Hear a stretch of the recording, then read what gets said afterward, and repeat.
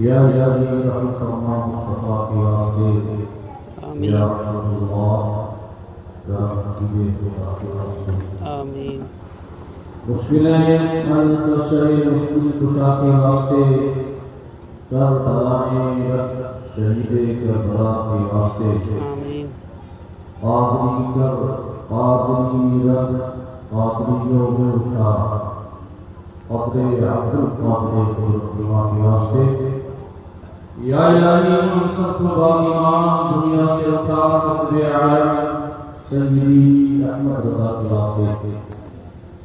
वसल्लल्लाहु तआला वसल्लम अला खैरिल नबी व मुरसलीन व अला आलिहि व अस्हाबिहि अजमईन बिरहमतिका या अरहमर राहिमीन। अल्हम्दुलिल्लाहि रब्बिल आलमीन वल आक़िबतु लिल मुत्तक़ीन वस्सलातु वस्सलामु अला सय्यिदिल अंबिया वल मुरसलीन व अला आलिहि व अस्हाबिहि व औलादिहि व ज़ुर्रिय्यतिहि अजमईन। अम्मा बअद فأعوذ بالله من الشيطان الرجيم بسم الله الرحمن الرحيم محمد رسول الله والذين معه أشداء على الكفار رحماء بينهم آمنوا بالله وصدق الله العلي العظيم وبلغنا رسوله النبي الرؤوف الرحيم الكريم ونحن على ذلك لمن الشاهدين والشاكرين والحمد لله رب العالمين। आइए हमारा मिलकर अपने प्यारे नबी सबसे प्यारे नबी जनाब सय्यदना मुहम्मद रसूलुल्लाह और अपना फिराक की मुक़द्दस बारगाह में अदब और इहतराम के साथ दुरूद पाक का नज़राना पेश किया जाता है। अल्लाहुम्मा सल्ली अला सय्यदना हबीबना व मौलाना मुहम्मद मअदनिल जुल्ल वल करम दारि वसल्लम सलातो व सलाम अलैका सय्यदी या रसूलल्लाह सय्यदी या हबीबल्लाह सल्लल्लाहु तआला अलैहि वसल्लम।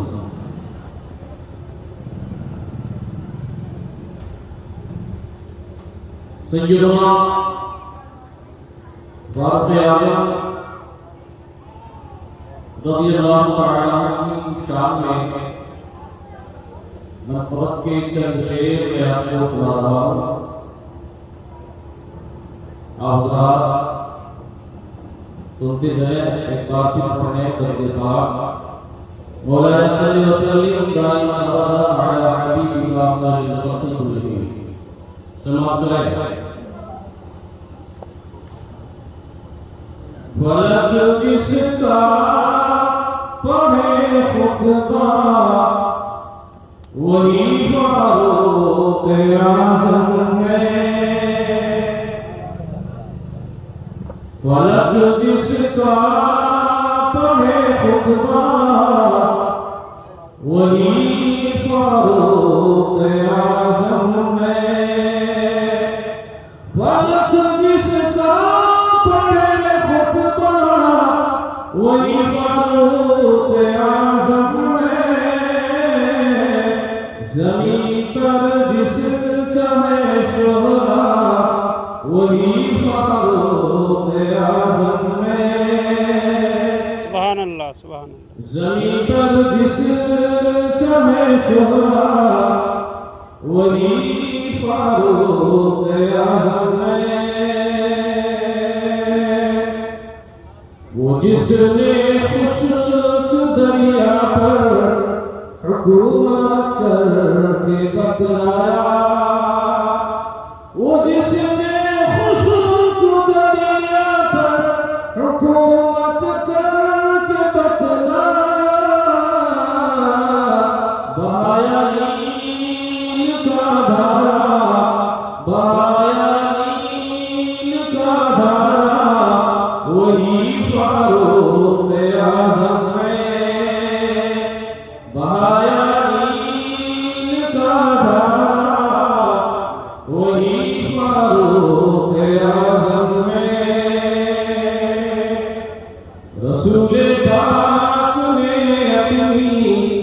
खिलाफत और इजाजत से रसूल पाक ने तुम्ही खिलाफत और इजाजत से जिसे दोनों कुर्सियां में हार हार के आओ दोनों कुर्सियां हार हार के आओ थोड़े हार वही फारूक आज़म जिसे चमकाया वही फारूक आज़म और मलक झुक झुक कर सलामी पेश करता है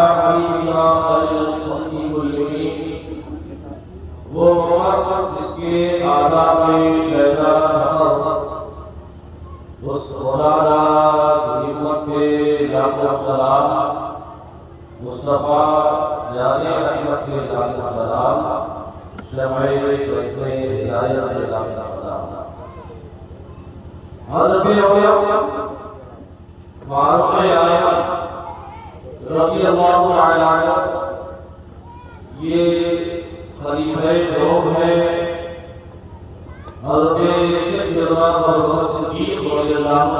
के बाद पूरे आलम इस्लाम की जिम्मेदारी आपने बताई और 10 साल के महीने तक आपने ये पिछवा कह दे पिछवा कह दे कुर्सियाँ ही दे दे आपने आलम इस्लाम और इंसानियत की खिदमत अंजाम दी है। हज़रत सैयदना अबू बकर सिद्दीक़ रज़ियल्लाहु तआला अन्हु आप जब 2 साल चंद महीने आपने खिलाफत का काम अंजाम दिया और आपके जब सफ़े आखिरत का वक्त करीब आया तो आपने हज़रत उस्मान गनी रज़ियल्लाहु तआला अन्हु को अपने पास बुलाया। हज़रत उमर इब्न ख़त्ताब रज़ियल्लाहु तआला अन्हु के आगे से हज़रत उस्मान गनी रज़ियल्लाहु तआला अन्हु से हज़रत अबू बकर सिद्दीक़ रज़ियल्लाहु तआला अन्हु ने मशवरा किया। हज़रत अब्दुर्रहमान बिन औफ रज़ियल्लाहु तआला अन्हु से मशवरा कराया और अकाबीर सहाबाए किराम से मशवरा कराया कि आप लोगों का क्या ख्याल है उमर बिन ख़त्ताब के ताल्लुक से। तो इससे आपने मशवरा किया हर एक सहाबी ने हज़रत उमर रज़ियल्लाहु तआला अन्हु के ताल्लुक में ये बात बताई कि उनका बातिन उनके ज़ाहिर से अच्छा है, उनका बातिन उनके ज़ाहिर से अच्छा है। तो हज़रत अबू बकर सिद्दीक़ रज़ियल्लाहु तआला अन्हु ने हज़रत उस्मान गनी रज़ियल्लाहु तआला अन्हु से वसीयत लिखवाई। हज़रत उमर इब्न ख़त्ताब रज़ियल्लाहु तआला अन्हु को अपने बाद खलीफा मुक़र्रर फरमाया। हज़रत उमर इब्न ख़त्ताब रज़ियल्लाहु तआला अन्हु इनका नाम उमर है,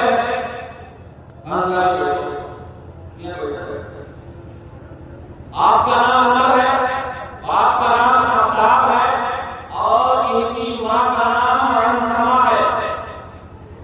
ये अबू जहल के सगे भांजे हैं। अबू जहल का असली नाम क्या है? किसी को पता है? अबू जहल का असली नाम है अमर इब्न हिशाम। ये हज़रत उमर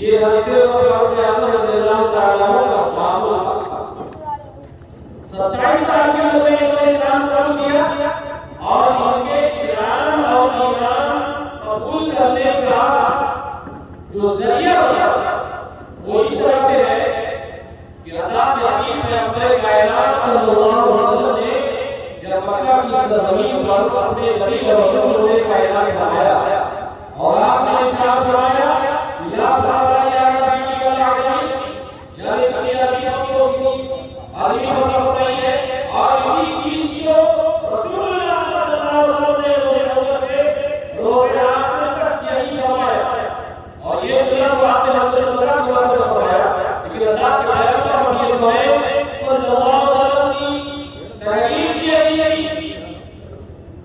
कि अल्लाह जल्ल जलालुहु ने तमाम इंसानों को एक बार से पैदा फरमाया या अय्युहन्नास इत्तक़ू रब्बकुम अल्लज़ी खलक़कुम मिन नफ्सिन वाहिदा व खलक़ मिनहा ज़ौजहा व बassa मिनहुमा रिजालन कसीरन व निसाअ वत्तक़ुल्लाह अल्लज़ी तसअलूना बिही वल अर्हम इन्नल्लाहा काना अलैकुम रक़ीबा। ऐ लोगों, अल्लाह से डरो, उस रब से डरो जिसने तुमको तुम सबको एक जान से पैदा किया है और अल्लाह के पैगंबर के आका नबी करीम सल्लल्लाहु अलैहि वसल्लम ने आपकी ज़मीन पर जब आपने ये देखा कि कोई गोरा है तो काबे का बुला समझता है, कोई अमीर है तो गरीब को नीचे ज़लील समझता है, कोई ऊंचे खानदान का है तो गरीब और नीचे खानदान वाले को ज़लील समझता है, कोई मालिक है तो गुलामों को जानवर की तरह उनके साथ बदसलूकी और उनके साथ व्यवहार करता है।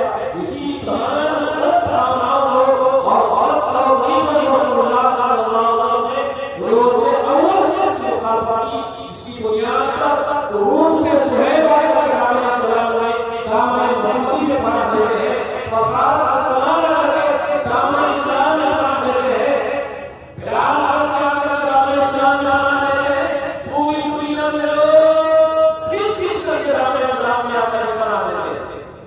अल्लाह के प्यारे नबी पैगंबर कायनात सल्लल्लाहु अलैहि वसल्लम के चाहने और मानने वालों की तादाद जब बढ़ने लगी और आता है कि जब 39 मर्द इस्लाम कबूल कर चुके, 39 की तादाद हो गई। अरब के बड़े सरदार परेशान समझ नहीं आ रहा है क्या है ये मोहम्मद बिन अब्दुल्लाह के मानने वालों की तादाद दिन ब दिन बढ़ती जा रही है, इतनी तकलीफें दी जा रही है, इस तरह से सजाएं दी जा रही है, इस तरह से सजो को किया जा रहा है, लेकिन मोहम्मद रसूलुल्लाह सल्लल्लाहु अलैहि वसल्लम की ज़बान में क्या ताकत है कि जो एक बार के दामन से लग जाता है वो जिंदगी भर उसके दामन से अलग नहीं होता। एक बार भी की गई और सभी काल में हमारे तरफ मांगे लोगों ने मशवरा किया कि क्या किया जाए, तो मशवरा में पास ये हुआ कि इनको कत्ल कर दिया जाए, इसे कत्ल कर दिया जाए, जनाब रसूलुल्लाह सल्लल्लाहु अलैहि वसल्लम को कत्ल कर दिया जाए और जब कत्ल कर दिया जाएगा तो जब वो भी नहीं रहेंगे तो फिर इस्लाम कैसे रहेगा। लेकिन अब ये करार को पास कर दिया गया, ये बिल को पास कर दी गई, लेकिन अब कत्ल करने के लिए जाएगा कौन कौन करेगा? वो खड़े हुए और उन्होंने अपनी तलवार लगा दी और कहा मैं कत्ल करने के लिए जाऊंगा। अल्लाह जरिया और निकट बेखौफ बेबाक हो गई, फिर अपनी तलवार ध्यान से बाहर निकाला इन्होंने, इनको देखा, कहा हाँ मोहम्मद बिन अब्दुल्लाह को अगर कोई कत्ल कर सकता है तो कत्ल करने का अमर है और किसी के अंदर ये जो हिम्मत नहीं है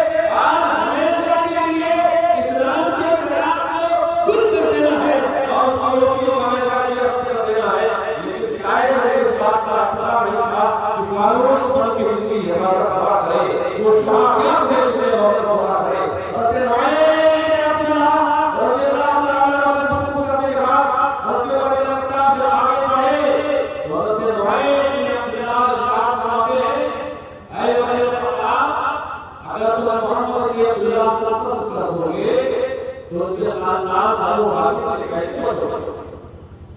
क्या वो उसको इंतजाम नहीं लेंगे, बदला नहीं लेंगे? तो अगर इंतजाम में आपको लगता है कि उसने भी अपना दीन छोड़ दिया, क्या लगता है कि तुमने अपना दीन छोड़ दिया और वो दीन हो गए हो, मोहम्मद रसूलुल्लाह के दीवाने हो गए हो, ला इलाहा इल्लल्लाह के अलावा कोई माबूद नहीं है, मोहम्मद रसूलुल्लाह अल्लाह के रसूल है, ये कलमा तुमने भी पढ़ लिया है, ईमान भी लाए हो, दारे इस्लाम में आ गए हो और तुमने भी कलमा पढ़ लिया है, तो लाओ मैं तुम्हीं से इसका आगाज कर रहा हूँ, तुम्हीं से इसकी शुरुआत कर दे रहा हूँ और तुमको इकरार करके मैं अपने काम की पूरा कर रहा हूँ।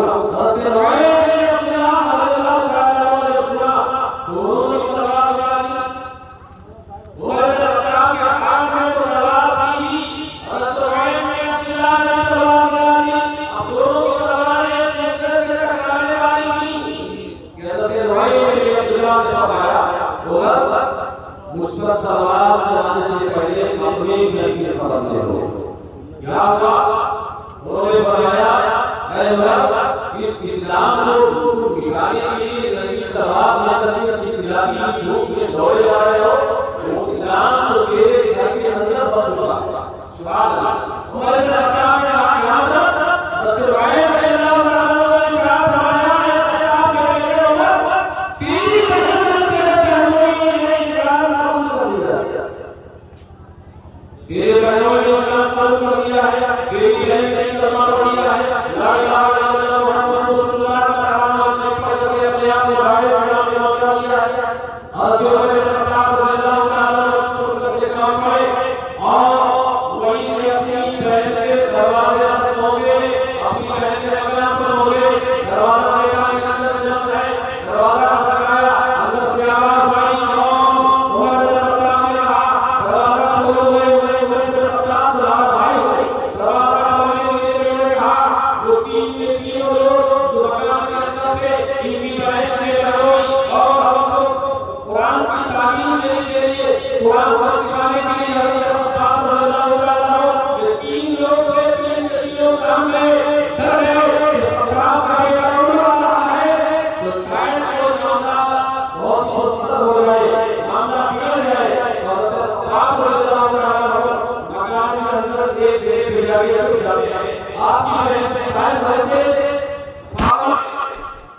दरवाजा खोला, दरवाजा खोलने के बाद उमर ने अपने बहनोई और सभी जिनका नाम रज़ियल्लाहु ताला है, मुझसे उन्होंने पूछा कि क्या आपने अपने आबाओ अजदाद का दीन तर्क कर दिया? इनकी बहनोई जवाब दिया, इसलिए कि जो दीन हमने कबूल किया है, जनाब मोहम्मद रसूलुल्लाह सल्लल्लाहु अलैहि वसल्लम ने जो हमें सिखाया है, ये दुनिया के तमाम दीनों और से बेहतर है। तो जब ये सुना हमने तो अपने बहनोई को पलट करके मार देते, तुमने ऐसा काम क्यों कर दिया? तो बहन ने जब देखा कि उसकी आंखों के सामने उसका शौहर ज़रूर को किया जा रहा है, तो छुड़ाने के लिए वो आई, तो उमर ने अपनी बहन के मुंह पर ऐसा ठोसा मारा कि वो लबनान हो गई, खून निकल पड़ा। अभी आप दायरे इस्लाम में नहीं आए, मुसलमान नहीं थे, ईमान नहीं लाए, आपकी बहन ने जब ये देखा कि खतरा पड़ेगा, उमर तो मेरा अपना सगा भाई है, इसने मेरे शौहर का भी लहूलहान कर दिया और मेरा पीछे लहूलहान कर दिया, उमर खतरा की बहन बनाती है, आए खतरा के बेटे हो जो खून के लिए लड़ने की कोशिश कर रहा है, उसी खतरा का खून मेरी लिए लड़ने की कोशिश कर रहा है, तू मेरी जान ले सकता है, तू मेरे शौहर की जान ले सकता है, लेकिन रसूलुल्लाह का दिया हुआ दीन नहीं ले सकता। इसलिए कि जान लेने से नहीं डरते, ये सिर्फ डरते ये करते परवाह करते। जब उमर ने देखा कि बहन का चेहरा खून से लहूलहान है, खून से तरबतर है, इनका दिल हमसे नरम पड़ा। अपनी बहन से कहते हैं, अच्छा ये बताओ जो अपने घर में पढ़ रहे थे, क्या पढ़ रहे थे? तो आपकी बहन ने बताया कि ऐ उमर, हम कुरान की तिलावत कर रहे थे, कुरान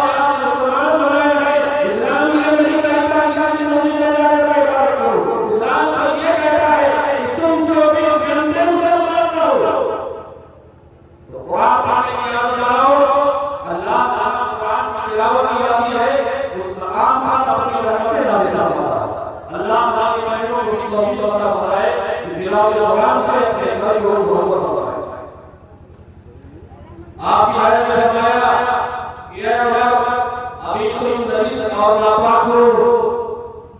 क्या कहा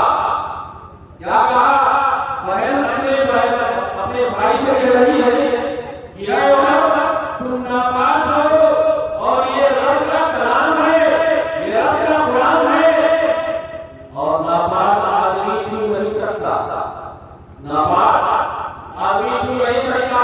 और मसला भी ये है कि अगर आप नापाक हैं, आप बेवजह हैं, तो कुरान फरमाता है ला यमसुहु इल्ला मुतहहरुन, कुरान को कोई हाथ ना लगाए, बेवजह हो तो कुरान को हाथ ना लगाए, नापाक है कुरान को हाथ ना लगाए। कुरान को अगर छूना है, कुरान को अगर पढ़ना है, कुरान को अगर हाथ से उठाना है तो वजू करो तो कुरान को हाथ लगाओ। हज़रत उमर ने किताब में हमने कहा आए अगर नापाक हो जाओ पहले गुस्ल करो, बाकी हासिल करो, फिर मैं दिखाऊंगी कि हम क्या पढ़ रहे थे। कुरान से अगर किताब नाखून होकर के जाते रहते हैं और साफ साफ होकर के जब वो आए और पूछते हैं बताओ आपको क्या पढ़ रहे थे, हज़रत उमर ने किताब में हमने कुरान का एक छोटा सा टुकड़ा पेश किया, सूरह बकरा की एक आयत इन्नी अल्लाह ला इलाहा इल्ला अना फअबुदनी वक़्फ़ुली वक़्फ़िस्सलात वज़िक्री। ये कुरान अज़ीम की इताअत की आयत करीमा है। इसका मतलब ये है कि अल्लाह मैं ही हूँ, मेरे अलावा कोई इबादत का लायक नहीं और मेरी याद के लिए नमाज़ें कायम करो। तो जब शायद को उन्होंने पढ़ा, तिलावत किया, देखा, सुना, इनके लिए भी दुनिया बदल गई। किसके किताब के लिए की दुनिया तब्दील हो जाती है। हज़रत उमर की किताब में आगे भीग जाती है, आंखें चमकदार हो जाती है, आंसुओं से लबरेज हो जाती है।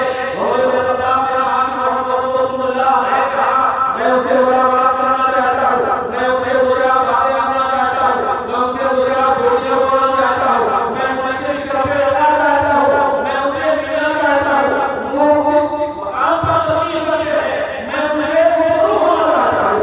ये देखो सुनने के बाद हज़रत अब्बास रज़ियल्लाहु ताला अन्हु जो हज़रत उमर की किताब की बहन बहनोई को कुरान की तालीम देने के लिए उस घर में थे, लेकिन उमर की किताब के दर्द से घर में छुपे थे और फरमाया ऐ उमर की किताब तुम्हारे लिए मुबारक हो, कल जुमेरात की रात में रसूलुल्लाह सल्लल्लाहु अलैहि वसल्लम ने तुम्हारे लिए अपने दुआ फरमाई थी।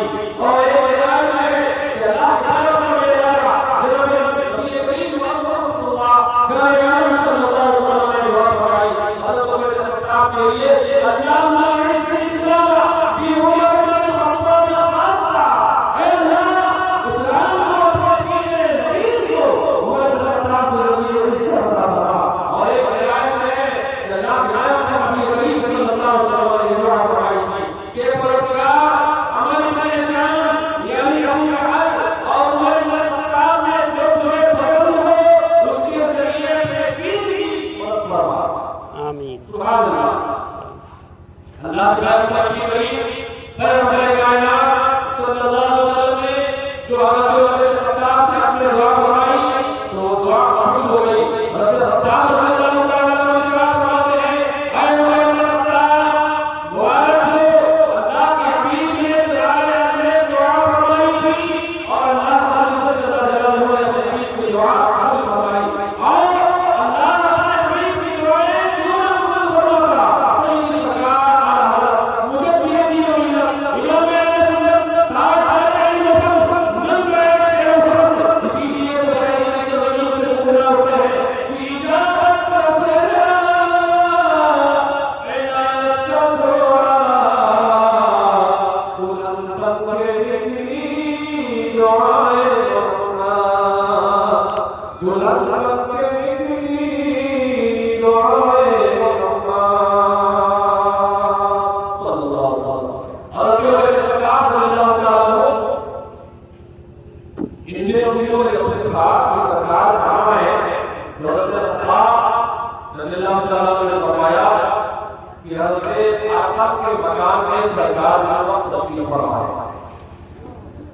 हज़रत आदम का मकान कहाँ है? ये सियाफा पहाड़ी बनी है, उसी के करीब में है। हज़रत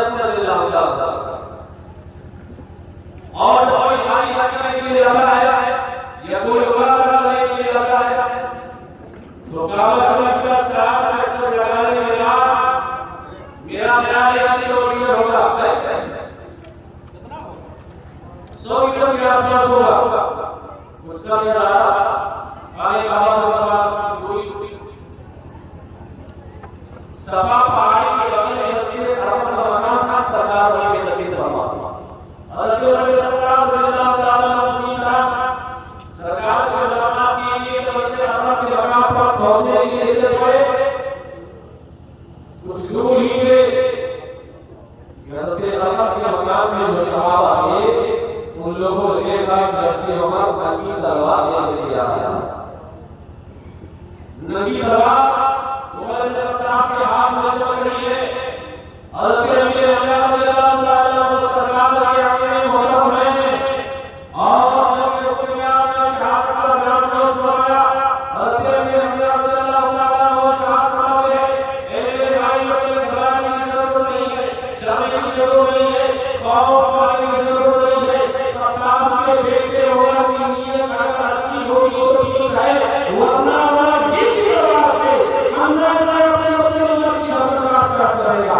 हजरत उमर बिन खत्ताब दरबार शरीफ में पहुंचे, दरवाजा खटखटाया, दरवाजा खोला गया। आका की आज्ञा में उमर बिन खत्ताब हाजिर हुए। नबी करीम पे अपने जनाब पे अपने कायनात सल्लल्लाहु अलैहि वसल्लम का हुक्म, हजरत उमर बिन खत्ताब की निगाहों के सामने है वो फौजदार, जिसके फौजदार को देख के बड़े बड़े रोशनाई अपनी अपनी कदम में खड़ा देते हैं और देश से जिनका सरकार आला हज़रत मुजद्दिद मिल्लत इमाम अहले सुन्नत रज़ियल्लाहु ताला अन्हु से काशी करते हुए इरशाद फरमाते हैं, या रसूल अल्लाह, उसने यूसुफ ने कभी मिस्र में हम मुश्किल से और या रसूल अल्लाह सर कटाते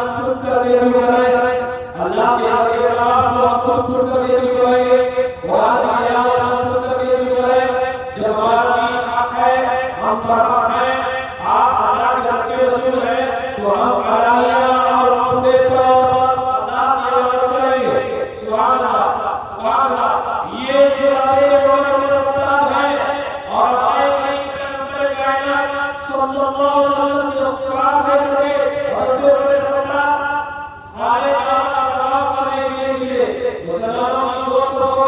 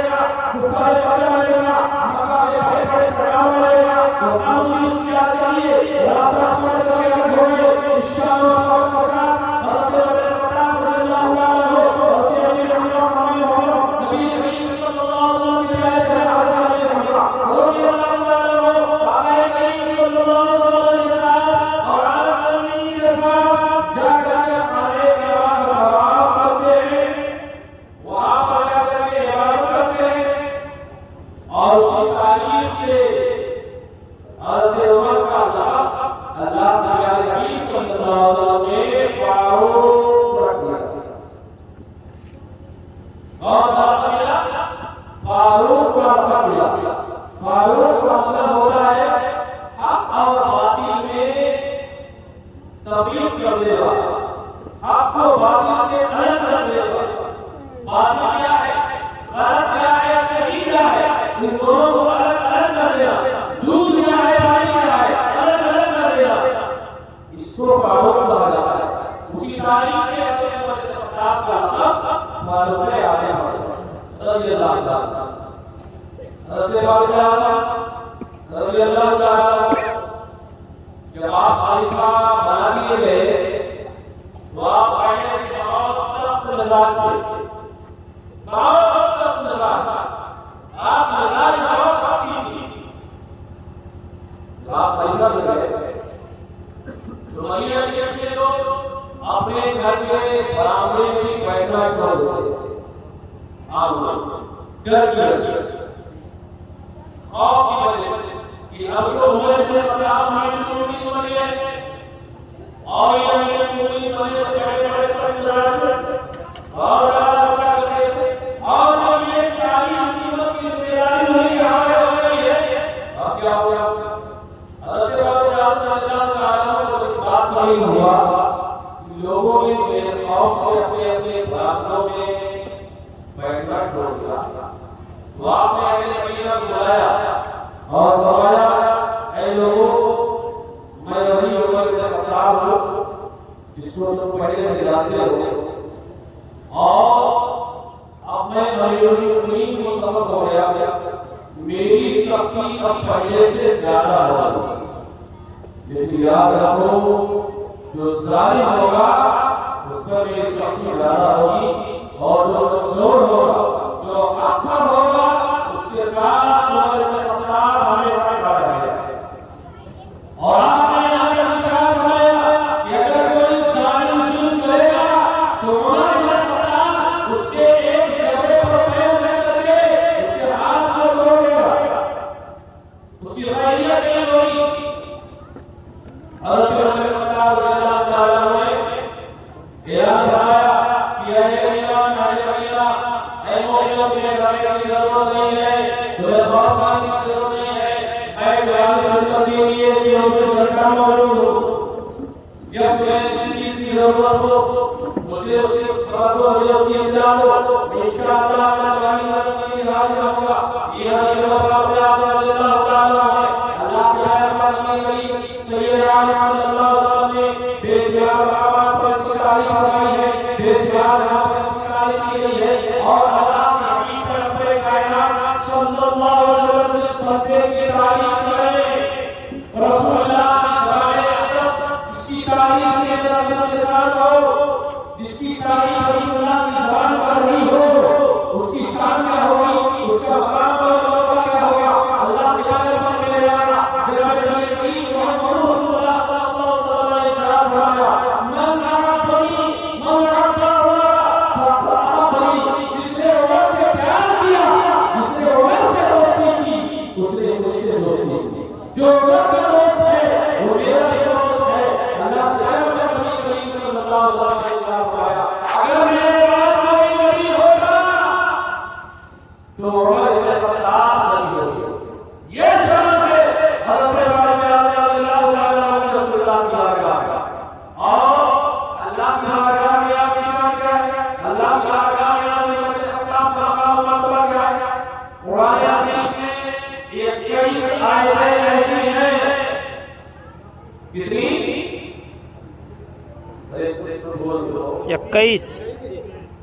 21 आयतें ऐसी हैं कुरान की जो हज़रत फारूक रज़ियल्लाहु ताला अन्हु की राय के मुवाफिक होती है। सुभान अल्लाह, सुभान अल्लाह, सुभान अल्लाह। एक आयत नहीं, 21 आयतें कुरान की ऐसी हैं जो हज़रत फारूक आज़म की राय के मुवाफिक होती है। एक रिवायत मैं आपको बताऊं, एक आयत बताऊं, मदीना शरीफ में एक यहूदी ने आकर के हज़रत फारूक रज़ियल्लाहु ताला अन्हु से कहता है, उसने कहा कि तुम्हारे नबी मोहम्मद रसूलुल्लाह सल्लल्लाहु अलैहि वसल्लम के पास जो फरिश्ता आता है उसका नाम क्या है? हज़रत फारूक ने इरशाद फरमाया, मेरा नाम यही है। उस यहूदी ने कहा कि वो हमारा दुश्मन है। क्या कहा? वो हमारा दुश्मन है। हज़रत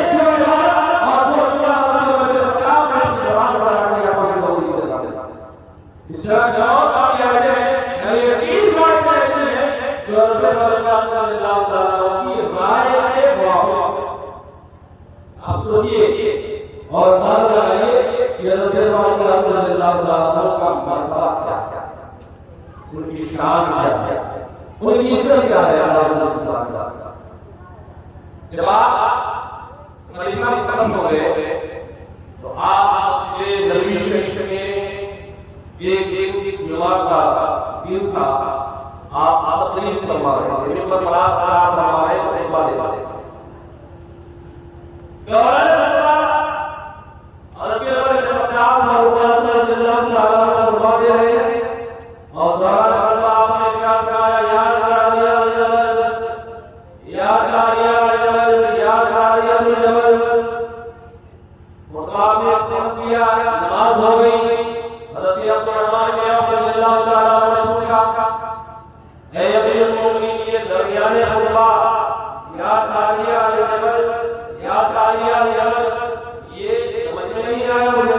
क्या मामला है? ये बेसाख्ता मेरी जवान से मिला, मेरी निगाहों में देखा, मेरी निगाहों में देखा कि ईरान का सूर है, अज़रबैजान के इलाके में मुसलमान मुजाहिदीन की और जहां है तो दुश्मनों ने पहाड़ के पीछे से ऊपर देखने के पहला किया और जब देखा तो बेसाख्ता मेरी जवान से जुड़ गया। ऐसा क्या पहाड़ की तरफ देखो, ऐसा क्या पहाड़ की तरफ देखो, कहीं दुश्मन इस्लाम में कोई नुकसान न हो जाए। और मेरी निगाहों में देखा कि हज़रत सानिया ने पहाड़ की तरफ देखा और अपनी आवाज़ की तो अल्लाह ताला जल्ल जलालुहु और मालूम है उन पर अपने तरफ से उनको होने जाने लगा। सुभान अल्लाह, सुभान अल्लाह। और मदीना शरीफ से ईरान का सूबे अज़रबैजान और सूबे अज़रबैजान का बड़ा हाल जहां है वो 1 महीने से ज्यादा का सफर है। अगर आदमी जाए, घोड़े से जाए, पैदल जाए तो 1 महीने से ज्यादा का सफर लगेगा। और आज इस तरक्की याफ्ता होने का हवाई जहाज बना है, तभी कई घंटे लग जाएंगे, इसलिए कि जब आप लखनऊ के मस्जिद हवाई जहाज में आप बैठते हो तो मुंबई जाने में कितना टाइम लगता है? हम तो भी गए नहीं, कितना टाइम? 2 घंटा। अरे कम से कम 2 घंटा। 2 घंटा।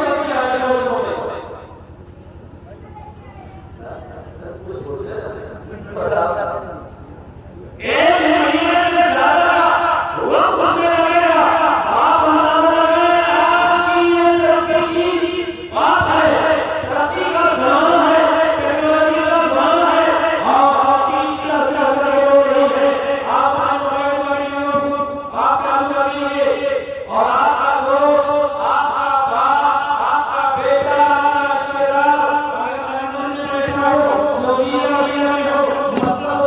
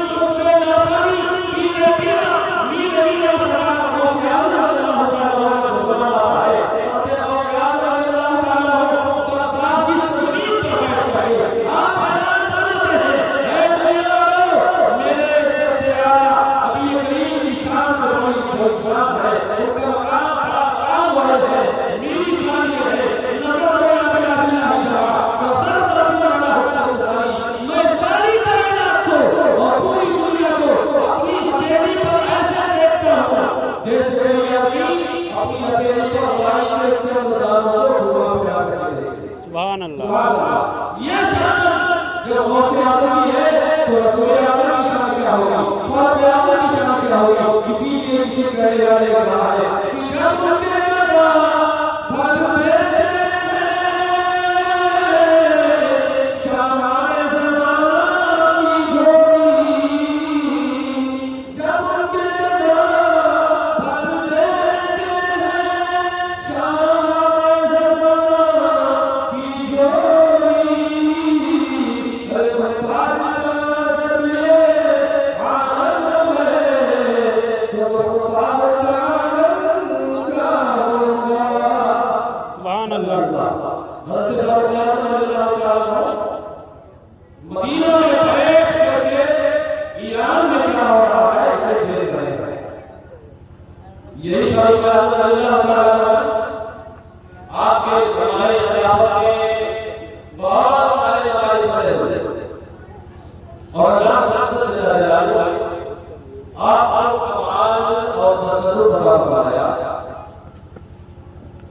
कि आप मदीना में बैठ करके ईरान में क्या हो रहा है ये आंखों से देख रहे हैं और लाशें भी ले रहे हैं। ऐसा करो आपके ज़माने में आपने जब मिस्र फतह हुआ और मिस्र हज़रत अबू इयास को फौज बना कर भेजा गया मिस्र। हज़रत अबू इयास रज़ियल्लाहु ताला अन्हु वहां पहुंचे और आपने देखा यहाँ के लोग यहाँ के किसान परेशान है, दरियाए नदी का पानी कम हो रहा है तो किसानों की एक जमात आई गवर्नर हाउस हज़रत अबू इयास के पास हो गए और उन लोगों ने कहा कि अभी तक हमारे यहाँ ये रवाज था जब ये दरिया शुरू करता था तो हम एक खूबसूरत नवाज़ लड़की को दुल्हन की तरह सजा करके दरिया दिया और भेंट पेश करते थे तो फिर दरिया का पानी के लिए बढ़ जाता था और यही दरिया के पानी से हमारी बेटियां होती है और इस साल में दरिया ये सुन रहा है तो क्योंकि आप आए हाकिम हैं तो आपको इजाजत मिल जाएगी आप इजाजत करेंगे। हज़रत अबू इयास रज़ियल्लाहु ताला अन्हु ने इरशाद फरमाया कि अभी तक इन लोगों ने जो कुछ किया हम नहीं किया जा सकता है, वो नहीं किया जा सकता है। ये दीन इस्लाम है। सुभान अल्लाह, सुभान अल्लाह। क्या है ये दीन इस्लाम है और दीन इस्लाम में किसी भी जानदार को बगैर किसी वजह के उसकी जान लेना जायज नहीं है। अल्लाहु अकबर, अल्लाहु अकबर। दीन इस्लाम ये कह रहा है कि जो जो भी तुम्हारे घर में रह रही है उसको भी तुम मार नहीं सकते हो। तुम्हारे दरवाजे पर जो कुत्ता पड़ रहा है उसका छोटा सा पिल्ला है, छोटा सा बच्चा है, उसे मार नहीं सकते हो। तुम्हारी नानी और जो छोटे छोटे बच्चे फुटक रहे हैं उन्हें मार नहीं सकते हो। इसलिए क्यों नहीं मार सकते हो? इसलिए नहीं मार सकते हो इससे तुमको कोई फायदा नहीं है, कोई काम नहीं है। हमारे वाले इस्लाम में इस्लाम को लिखा है तुम्हारे छोटे छोटे बच्चे बरसात और बारिश के महीने में जो पेड़ के बच्चों को मारते हैं खिलौना बना करके खेलते हैं ये भी हराम और नाजायज है। हज़रत अबू इयास ने इरशाद फरमाया कि दीन इस्लाम शराब की इजाजत नहीं देता किसी की जान नहीं जाए, ये मसला नहीं है। हाँ तुम्हारी ये बात हम पहुंचा देंगे घर में आए मदीना शरीफ में पहुंचा देंगे और वहां से हमें मुरीद का जो हुक्म आएगा उसके बाद से अमल किया जाएगा। मिस्र से आपने घोड़े पर सवार होकर चला तो मिस्र से मदीना शरीफ आगे आगे बढ़ने लगे कहीं नहीं जाए और मदीना शरीफ पहुंचने के बाद अमीरुल मोमिनीन से मुलाकात की मामला पेश किया। हज़रत अमीरुल मोमिनीन रज़ियल्लाहु ताला अन्हु ने सुना कि ऐसा मामला है मिस्र वाले हर साल नई नई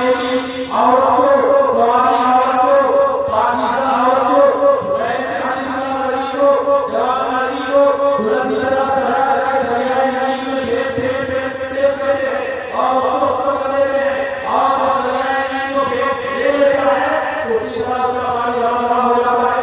अमीर मोहम्मद रज़ियल्लाहु ताला ने दरियाए नील के नाम पर एक खत जारी फरमाया, एक लेटर जारी फरमाया और आपने इरशाद फरमाया बिस्मिल्लाहिर्रहमानिर्रहीम मिन अब्दिल्लाहि व मुख़त्ताबि अमीरुल मुमिनीन इला नील सवा इन कुंती मुतकली वला तदरी व इन काना युतीका व असअलुल्लाह अन यदीक। सुभान अल्लाह। हज़रत फारूक आज़म रज़ियल्लाहु ताला अन्हु ने एक खत दरियाए नील के नाम लिखा और उस खत में क्या लिखा, उस खत में आपने ये तहरीर फरमाया, ऐ दरियाए नील अगर तुम अपने से जारी रहता था, तेरा पानी मेरे जरिए मिलता था, तो तेरे पानी की जरूरत नहीं है, तेरे पानी की हमें बड़ा जरूरत नहीं है। और खुदा और अल्लाह जुल जलाल का तेरे तरफ तुझे जारी करता था, तुझे पानी देता था, तुम्हें अल्लाह की बारगाह में दुआ करता हूँ कि अल्लाह तुझे फिर से जारी फरमा दे। दुनिया ये जानती है और पहचानती है कि एक बाप परमेश्वर अपने बेटे के नाम पर मिलता है, बेटा अपने बाप का नाम पर मिलता है, एक बीवी अपने शौहर के नाम पर मिलती है, एक शौहर अपने बीवी के नाम पर मिलता है, एक दोस्त अपने दोस्त के नाम मिलता है, एक भाई अपने भाई के नाम मिलता है, रिश्तेदार अपने रिश्तेदार के नाम पर मिलता है, इसे खून मिलता है। लेकिन दुनिया ने ये मिसाल नहीं देखी होगी कि मौलाना अब्बास साहब ने अब किसी दोस्त के पास नहीं लिखा, अपने किसी रिश्तेदार के पास नहीं लिखा, वो दरियाए नील के नाम पर लिखा। अल्लाहु अकबर, सुभान अल्लाह। दरियाए नील के नाम पर लिखा, हासिल हो गया कि ले जा करके मेरा ये दरियाए नील में डाल देना। दरियाए नील में इसको डाल देना। यूनान चलो कासिम से अमीरुल मुमिनीन से मदीना मुनव्वरा से हिजरा मिस्र पहुंचा, तो इसके पहुंचने से पहले मिस्र के लोग पानी की किल्लत की बुनियाद पर मिस्र से पलायन करना शुरू कर दिया, वहां से अपोज करना शुरू कर दिया, इधर उधर आबाद होने के लिए निकल पड़े। जब पानी ही नहीं रहेगा, पानी ही नहीं रहेगा तो हम समझा कैसे करेंगे। हमारी हुकूमत ने बहुत सालों पहले ये नारा दिया है जल ही जीवन है कि नहीं? ये हुकूमत का दिया हुआ है जल ही जीवन है, और इसकी हिफाजत की जिम्मेदारी हर किसी की है। आप नमाज के लिए वजू करते हैं कि नहीं करते? आप नमाज के लिए वजू करते हैं, नापाक होने पर आप वजू करते हैं, पानी का इस्तेमाल करते हैं, खाना बनाने के लिए पानी का इस्तेमाल करते हैं। लेकिन अगर ज्यादा आप इस्तेमाल किए, बेदरिया इस्तेमाल कर रहे हैं, फालतू में आप पानी इस्तेमाल कर रहे हैं, बेमकसद इस्तेमाल कर रहे हैं, इसराफ कर रहे हैं, फजूल खर्ची कर रहे हैं, तो ये भी नाजायज है और हराम है। अल्लाह ताला आपको सबको हिदायत फरमाए। तो काशी बात आपने करे साहब अल्लाह पहुंचा, गांव पहुंचा, हज़रत अहमद नियाज़ रज़ियल्लाहु ताला के पास पहुंचा, तो हज़रत अहमद नियाज़ रज़ियल्लाहु ताला ने ऐलान फरमा दिया कि ऐ मुस्लिमों जो किसानों को भागने की जरूरत नहीं है। अमीरुल मुमिनीन ने दरियाए नील के नाम पर लिखा है और फरमाया कि मेरा ये दरियाए नील में जाकर के डालना। तो मिस्र के लोग ताज्जुब में पड़ गए कि आज तक तो हमने कभी ऐसा देखा नहीं, न कभी सुना कोई आदमी किसी दरिया के नाम लेकर लिखा। लेकिन चलो देखते हैं होगा क्या। बहुत सारे लोग तमाशा देखने के लिए चले गए, कहा दरियाए नील पर, और हज़रत नियाज़ रज़ियल्लाहु ताला फारूक आज़म लेकर के दरियाए नील में आप पहुंचे, और दरियाए नील में जब आपने अपना डाला तो तारीख बताती है कि खत का पढ़ना था, पानी धीरे धीरे धीरे धीरे बढ़े। सुभान अल्लाह। और ये हो गया कि आसमान में पानी रहता था,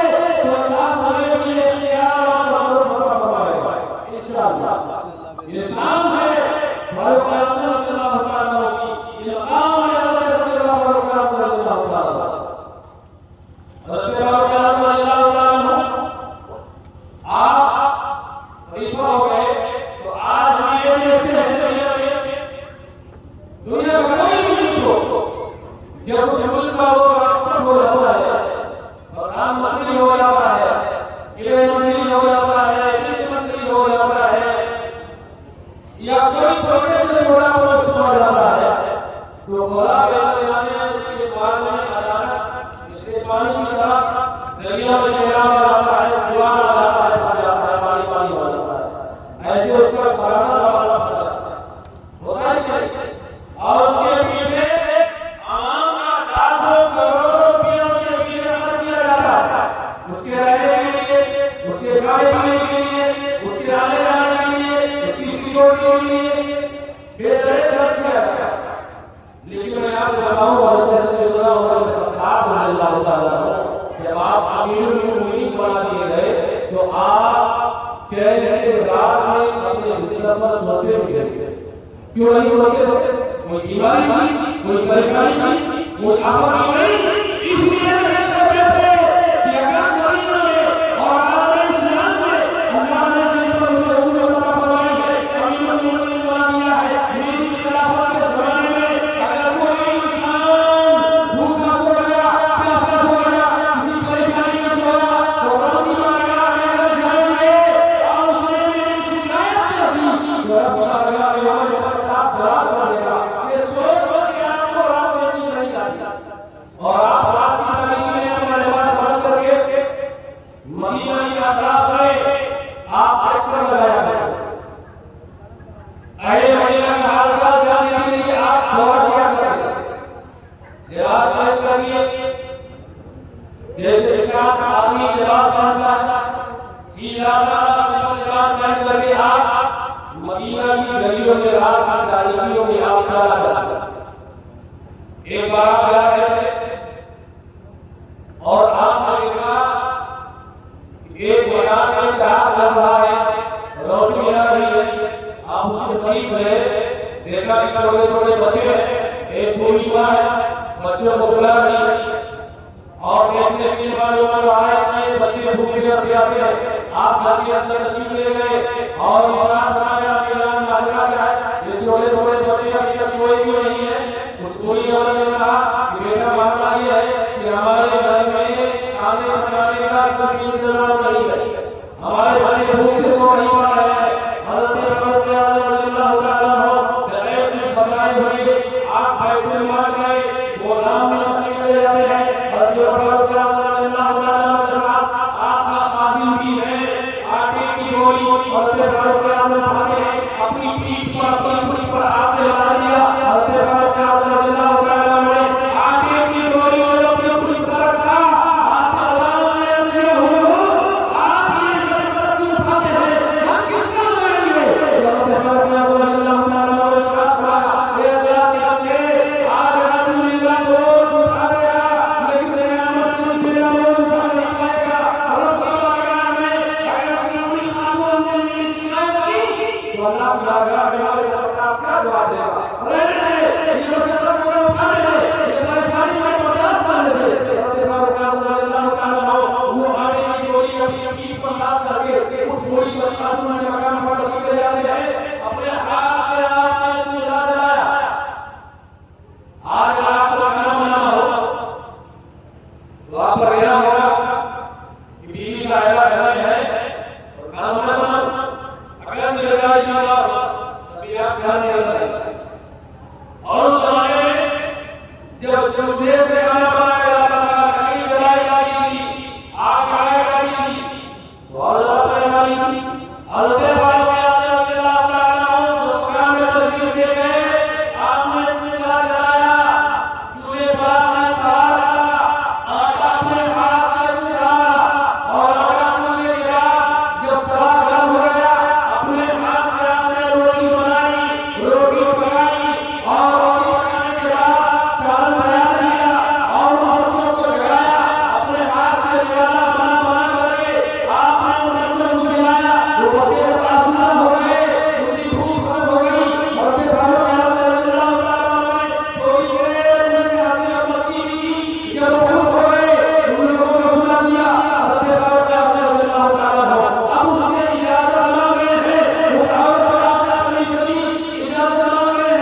अपने जाने की इजाजत दे दो। वो खातून अपने हाथ को रब के बारगाह में अर्श उठा कर याद करती है, ए मेरे परवरदिगार, जो हमारा मुमीन है, उमर बिन खत्ताब, जिसे तूने मामला से सौंप दिया है, जिसे तूने आगे बढ़ा दिया है, मेरी दुआ ये है कि उसकी जगह पे इस बंदे को तू अमीरुल मोमिनीन बना दे।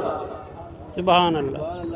अमीरुल मोमिनीन फारूक रज़ियल्लाहु ताला अन्हु ने आप तड़प पड़े, आपने इरशाद फरमाया, ए अमीरा, उमर बिन खत्ताब का बुजुर्ग क्या है, उसकी क्या गलती है? उस औरत ने कहा, उसकी कोई गलती नहीं है, उसकी अहले खिलाफत में हम लोग ये रहे हैं, उसकी जिम्मेदारी नहीं बनती है कि आकर देखिए तुम अपने घर में सो जाओ, खाना खाने सो जाओ, रोटी करके सो जाओ, वो भूखा सो जाए, रोटी खा सो जाए। तो आपने इरशाद फरमाया कि अल्लाह के लिए उमर को माफ कर दो, अल्लाह के लिए उमर को माफ कर दो। तो जब तक उसने माफ नहीं किया, आपने नहीं बताया कि मैं नहीं हूं, और उसने माफ कर दिया, तो आपने इरशाद फरमाया, अल्लाह नबी जिस उमर बिन खत्ताब के लिए तू दुआ मांग रही है, वो खत्ताब का बेटा उमर तेरे सामने मौजूद है। सुभान अल्लाह। ये खिदमत का जज्बा था हज़रत फारूक रज़ियल्लाहु अन्हु का, और आज भी उसकी वजह से दुनिया में हुकूमत कायम की जाए तो दुनिया में कहीं कोई परेशानी नहीं होगी, कोई मुसीबत नहीं आएगी, कोई आफत का शिकार नहीं होगा, कोई सारी कमजोर को उठाएगा नहीं, कोई सारी मरता कमजोर को सताएगा नहीं, दुनिया में अमन का माहौल पैदा होगा और हर तरफ की शांति कायम होगी। हज़रत सैयदना फारूक रज़ियल्लाहु ताला अन्हु आप इसी तरह एक बात लगाते जा रहे थे, आपने देखा कि एक नई आवाज आ रही है, आपने कान लगाकर सुना, तो दो औरतें आपस में बातें कर रही हैं, एक औरत कह रही है कि बेटी दूध में पानी मिलाओ, दूसरी तरफ से आवाज आ रही पानी नहीं मिलाना है, जो ही पानी मिलाओगी। उस औरत ने कहा, अभी कल की बात है, अमीरुल मोमिनीन रज़ियल्लाहु ताला अन्हु ने बड़ा पढ़ाया है। उस औरत ने कहा, अमीरुल मोमिनीन हमको रोई देंगे कि हम क्या कर रहे हैं, दूध में पानी मिला दे, दूध की मात्रा ज्यादा हो जाएगी तो पैसा हमको ज्यादा मिलेगा। और आज ये काम होगा, ये नहीं होगा, भैंस 2 लीटर दूध देती है, लेकिन बाबू साहब 2 लीटर की बजाय 3 लीटर और तो 5 लीटर और फसल काट कर कहते हैं एकदम बढ़िया दूध है और हम 7 महीना से पैसा कमाए, हम मजबूरी आपको लेना है, 5 लीटर बनाने 10 लीटर बनाने आपको लेना पड़ेगा। आवाज आई सब दूध में पानी मिलाओ, एक आवाज आई नहीं जाएगी, अमीरुल मोमिनीन ने मना किया, दूसरे का अमीरुल मोमिनीन के हाथ में कोई देख रहे हैं, आपने अपनी दुखी को सुनी और आपने उससे आपको नुकसान करा चले और उसके भी जब सूरज निकला उजाला रोशनी हुई तो आपने अपने नुमाइंदे को भेजा कि जाकर पता लगाओ कि उस मोहल्ले में उस घर में जो लोग औरतें बात कर रही थी कौन कौन है और मामला क्या है। जब आपको मालूम हुआ कि वो दोनों मां बेटी हैं और बेवा है, शौहर का इंतकाल हो गया है, कोई पुशाने हाल नहीं है, कोई सहारा देने वाला नहीं है, आज भी हम ये देख रहे हैं कि अगर कोई बच्चा यतीम हो तो उसे कोई एक बेटे की काफी देने वाला नहीं है, और अगर कोई शेर शाह का बच्चा हो, शेर शाह का बच्चा हो, चौराहे पर खड़ा हो, चाय पीने के लिए बैठा है, आप बोले तो चाय पी लो, नहीं हम चाय पीने बैठे, अरे वो यतीम में बच्चा बैठा हुआ है, उसको नहीं पूछा जा रहा है, क्यों? इसलिए कि दुनिया ज़ौहर को सलाम करती है, उगते हुए सूरज को सलाम करती है, रईलों की नहीं पूछती, और सलाम यही तालीम दे रहा है हमारे आलिम ने, और सिद्दीक़ ने, और फारूक ने, उस्मान गनी सुलैमान ने, मौला कायनात ने, हसन हुसैन ने, सहाबाए किराम ने, औलिया किराम ने हमें यही तालीम दी है कि जो गरीब हो गरीब की मदद करो, जो यतीम हो उसको सदका मोहब्बत का हाथ रखो,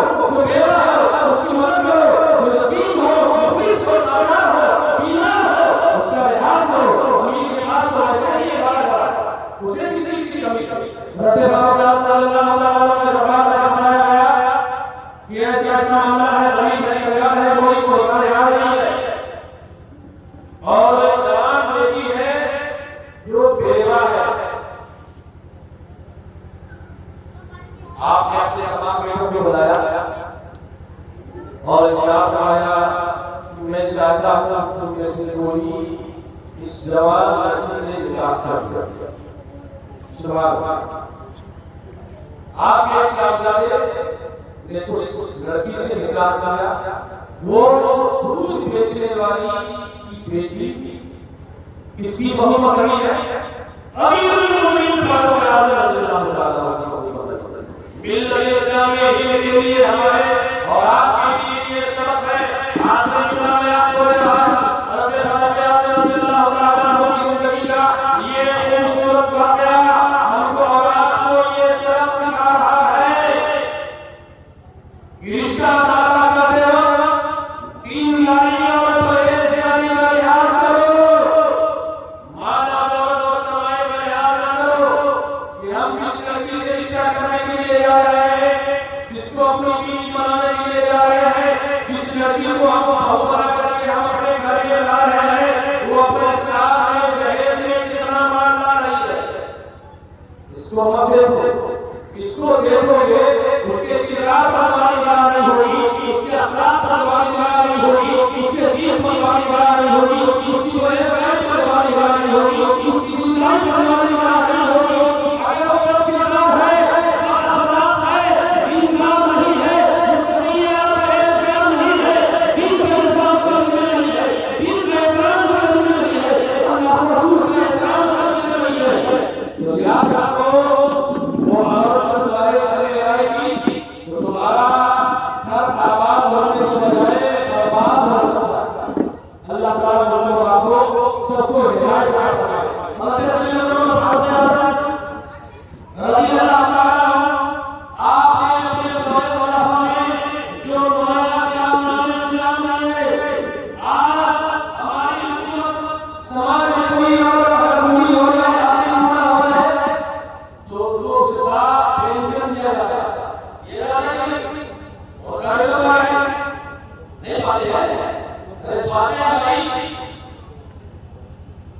हज़रत फारूक आज़म रज़ियल्लाहु ताला अन्हु के दौरे में जो लोग जो बच्चे बाप के साए से महरूम हो जाते थे, बाप का इंतजार हो जाता था, तो उन यतीमों को भी वजीफा मिलता था, बेवाओं को भी वजीफा मिलता था। हज़रत फारूक आज़म रज़ियल्लाहु ताला अन्हु आपकी आदत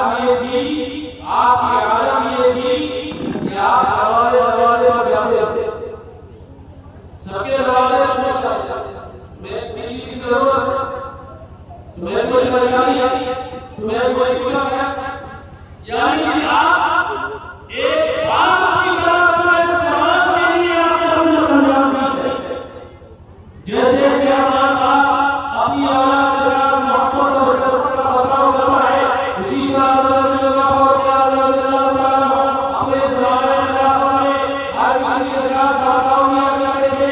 और यही वजह है कि दुनिया आज उमर इब्न ख़त्ताब फारूक आज़म के नाम का खुतबा पढ़ती है और दुनिया हज़रत फारूक आज़म के ज़माने खिलाफत की मिसाल है कि अगर फारूक आज़म रज़ियल्लाहु ताला जैसा कोई अमीरुल मोमिनीन और हाकिम बन जाए तो दुनिया में अमान का एक गुलशन आबाद हो जाए।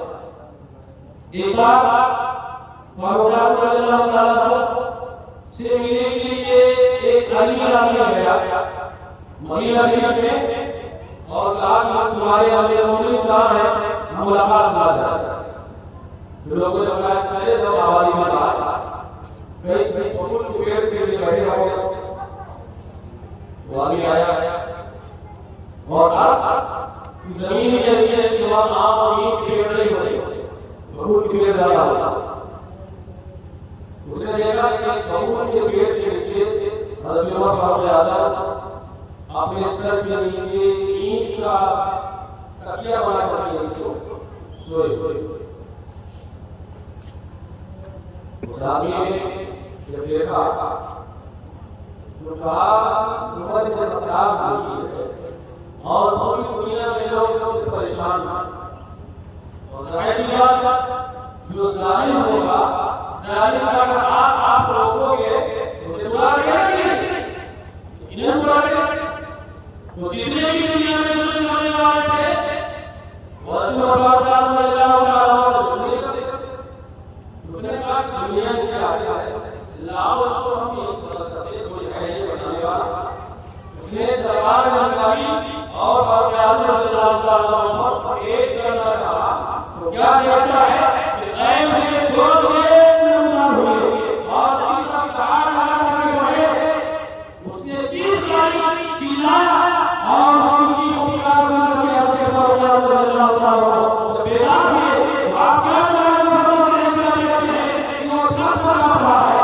उसने आपको सवाल किया से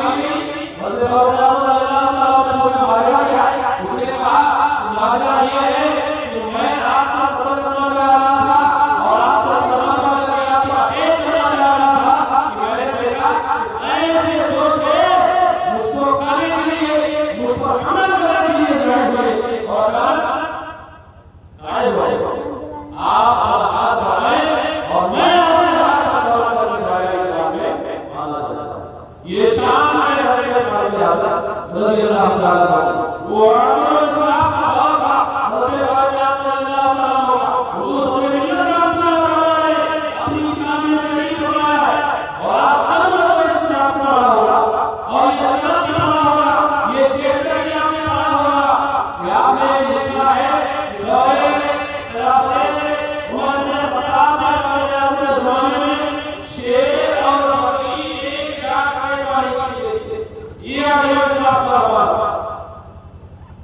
मोहम्मद रसूल का आलम ये था, सरकार से मोहब्बत करने का जज्बा ये था कि बिश्र नाम का एक मुनाफिक आदमी था। मुनाफिक मतलब जाहिर है वो जब आदमी है दोषी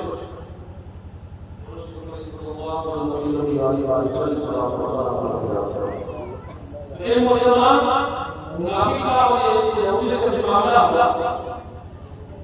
मुनाफिक ने कहा कि ऐसा है इसका फैसला करने के लिए काम ऐसा यहूदी के पास जाएंगे। तो यहूदी ने कहा कि हम इसके बात नहीं करेंगे कि मुझको कौन है तो फैसला को लगा दोगे तो तुम्हारे फैसला करेगा, हम फैसला कराने के लिए तुम्हारे नाम के पास जाते हैं। जो मजबूर होकर के मुनाफिक आदमी आया तो सरकार ने जब दोनों बातें सुनी तो सरकार ने ये नहीं देखा कि ये कलमा पढ़ने वाला है और सुनिएगा इस्लाम ये नहीं देखता है कौन मुसलमान है कौन मुसलमान नहीं है। इस्लाम ये देखता है कि आपका कौन है बात कौन है। हम पैगंबर सल्लल्लाहु अलैहि वसल्लम ने दोनों की बातों को सुन करके फैसला यहूदी के हक में दे दिया। अब यहूदी के हक में जब फैसला हो गया और दोनों चले सरकार की आज्ञा से बाहर है तो मुनाफिक ने कहा कि नहीं हम चलेंगे और ये सब साफ और उन्होंने सरकार को फैसला किया और यहूदी बात हो गई। यहूदी ने कहा कि हमारे भाई ने फैसला कर दिया है लेकिन ये फैसला देना देगा अरे मैंने हम उन्होंने सरकार को फैसला करेंगे। उसने ये सोचा कि मैं जमा करने वाला हूँ उन्होंने सरकार सामने हम बोलेंगे तो हमारे भाई फैसला कर देगा। क्योंकि हम गए हज़रत फारूक आज़म अल्लाह ताला के ज़माने उनके पास बुजुर्गाना में रहा कि हमारा ये मामला है तो यहूदी ने कहा है तुम्हारे भाई ने मेरे नाम में फैसला कर दिया, तुम्हारे भाई ने मेरे नाम में फैसला कर दिया। तो इतने जलाल में आए आपने इस्लाम का फैसला करा आपने अपना गए और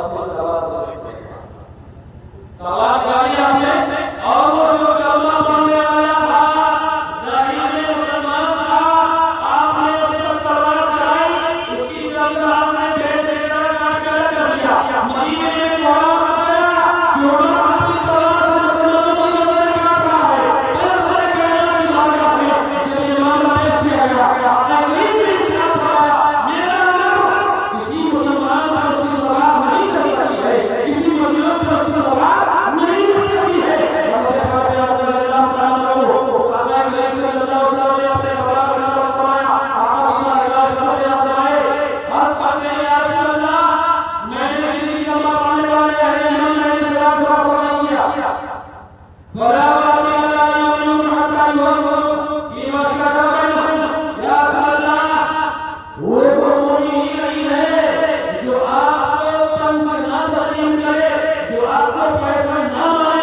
जो आपके फैसले को तस्लीम न करे, या रसूल अल्लाह, उमर उसे इस्लाम ही उसका फरोग नहीं करता है, उसको मुसलमान और मोमिन ही नहीं समझता है जो आपके फैसले को तस्लीम न करे।